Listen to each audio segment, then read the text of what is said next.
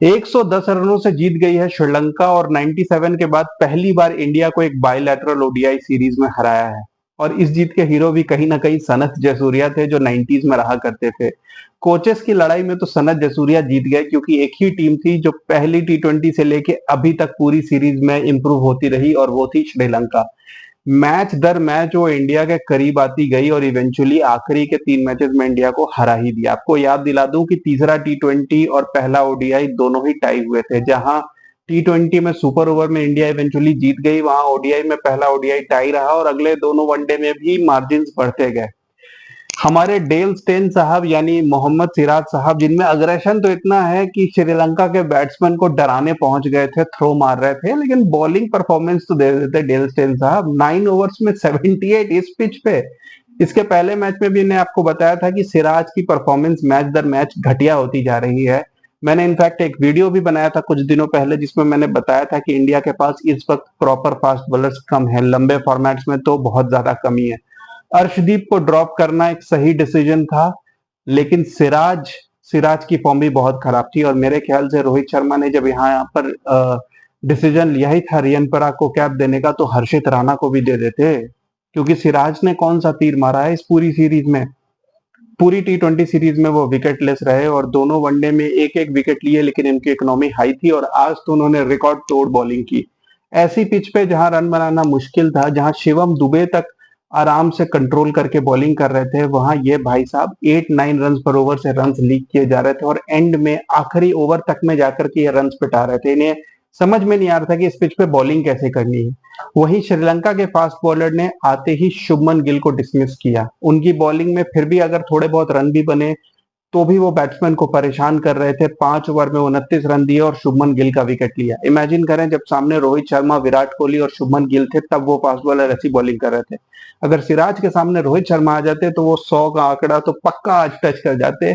ऐसी वाहियात बॉलिंग करते हैं। मेरे ख्याल से सिराज को अब लंबे फॉर्मेट्स में या आई वुड से व्हाइट बॉल में अब कंसिडर नहीं करना चाहिए। सिराज की ऐसी कोई परफॉर्मेंस नहीं है। मेरे ख्याल से टी20 में भी मैं आवेश खान के लिए बात कर रहा था और ओडीआईज में अब इंडिया को एक नया फास्ट बॉलर ढूंढना होगा, क्योंकि सिराज वर्ल्ड कप से फ्लॉप चल रहे हैं और सिराज को अब कंसिडर नहीं किया जा सकता। आई थिंक 3 साल से जो प्लेयर टीम में है और उसे ये नहीं पता कि इस पिच पे कैसी बॉलिंग करनी है, और बेफालतू की एग्रेशन तो ऐसे दिखा रहे थे जैसे पता नहीं क्या बॉलिंग कर रहे हैं।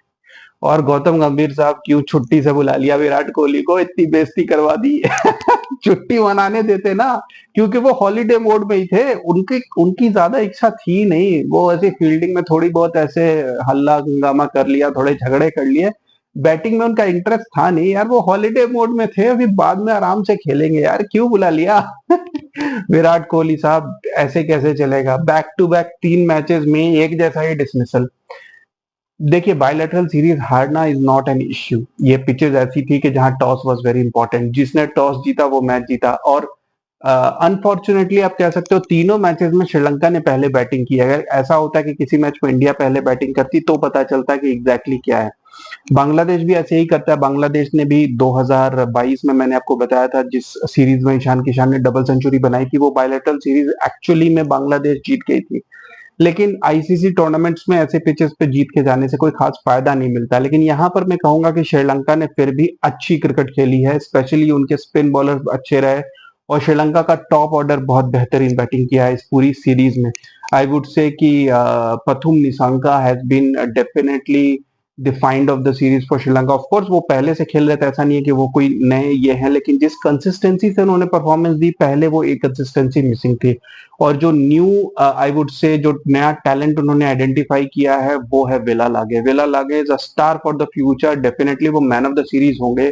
उन्हें बैटिंग भी अच्छी आती है, वो एक अच्छे बॉलर हैं। उन्होंने रोहित शर्मा को डिसमिस किया, एक नहीं कम से कम 2 बार इस सीरीज में डिसमिस किया है। और वो एक ऐसे प्लेयर है जो काफी कॉम्पिटिटिव दिखे, मतलब वो जीत के लिए खेलते हैं, उनकी परफॉर्मेंसेज मैच विनिंग आती हैं। तो मेरे ख्याल से वेला लागे को भी अब एक लंबा रन मिलेगा इस टीम में।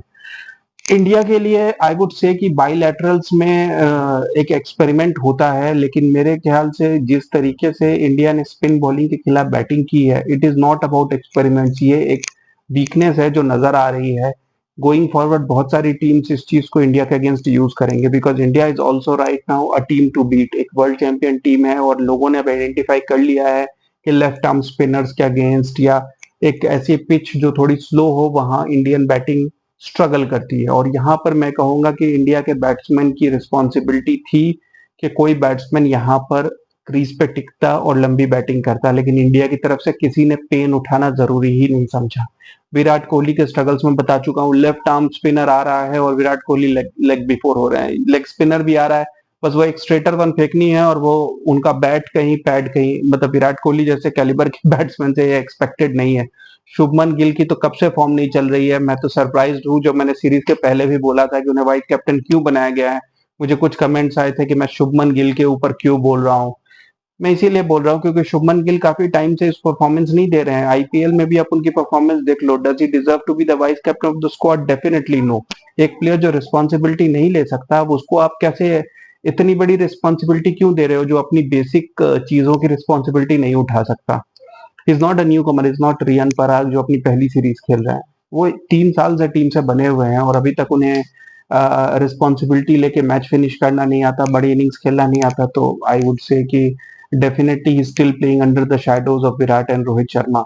केएल राहुल को आज ड्रॉप नहीं किया गया था, आई वुड से कि ये लेफ्ट और राइट हैंड कॉम्बिनेशन को ओवर रेट कर दिया गया था और ऋषभ पंत को खिलाया गया। Rishabh Pant still white ball में इतना स्ट्रगल क्यों करते हैं, वो मेरी समझ के बाहर है। वो इतने टैलेंटेड बैट्समैन हैं, लेकिन उन्हें व्हाइट बॉल में क्या प्रॉब्लम हो जाती है मेरी समझ के बाहर है। ना तो रन रेट कोई इश्यू था, ना तो आई वुड से कि पिच में कोई ऐसी प्रॉब्लम थी जब वो बैटिंग कर रहे थे। मुझे नहीं समझ में आया कि वो करते क्या है।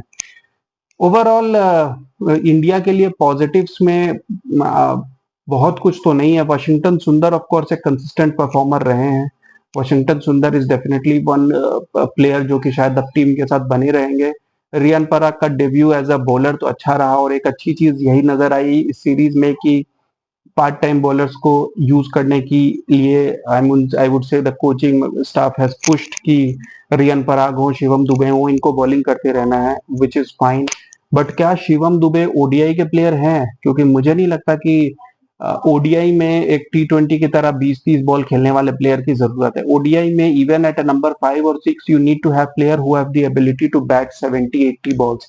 कहीं से भी शिवम दुबे ऐसे प्लेयर लगते हैं जो जरूरत पड़ने पर 70 बॉल्स 80 बॉल्स फेस कर सकते हैं। मुझे तो कहीं से भी वो 70-80 बॉल्स खेलने वाले प्लेयर नहीं लगते, वो काफी टेंटेटिव लगते हैं।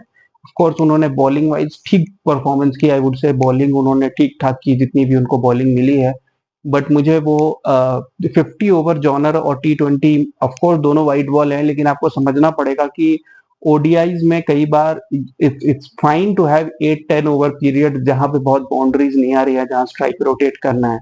मेरे ख्याल से ये भी एक टी20 टीम जैसी ही टीम थी जहां पर सब सोच रहे थे कि बस 2-3 बाउंड्री मारनी है, 4 डॉट बॉल हो गए और विकेट्स फंसा रहे थे। कोई ऐसा प्लेयर नहीं था जिसने ये कोशिश की कि मैं 40-50 बॉल्स तक सर्वाइव करूं, स्ट्राइक रोटेट करूं, क्योंकि यहाँ कोई हाई स्कोरिंग मैचेस नहीं हो रहे थे। हर मैच में 250 से नीचे का स्कोर हुआ है और इंडिया आई वुड से कि बहुत सारे स्टेजेस ऐसे थे जहां इंडिया बहुत आगे थी गेम में, लेकिन उन्होंने वेस्ट किया है उस अपॉर्चुनिटी को। सिर्फ रोहित शर्मा एक थे जो व्हाइट बॉल में कंफर्टेबल नजर आए, अदरवाइज पूरी टीम स्ट्रगल करती नजर आई। वॉशिंगटन सुंदर को डेफिनेटली टीम में अभी परसिस्ट करना चाहिए। वो एक यूजफुल ऑफ स्पिनर भी हैं जो कि फिलहाल इंडियन टीम में कोई और नहीं है एक off spinner. Left handed batsman भी हैं और लेफ्ट हैंडर्स के लिए मुझे दिख रहा है कि कोच और कैप्टन को सडनली बहुत प्यार आ गया है कि लेफ्ट हैंडर्स चाहिए स्ट्राइक रोटेट करने के लिए और लेफ्ट राइट कॉम्बिनेशन के लिए। तो शायद वाशिंगटन सुंदर इज द ओनली पॉजिटिव। और ये क्लियर हो गया है कि इंडिया के अभी के फिलहाल के फास्ट बॉलर्स अगर बुमराह और शमी नहीं है तो घटिया हैं।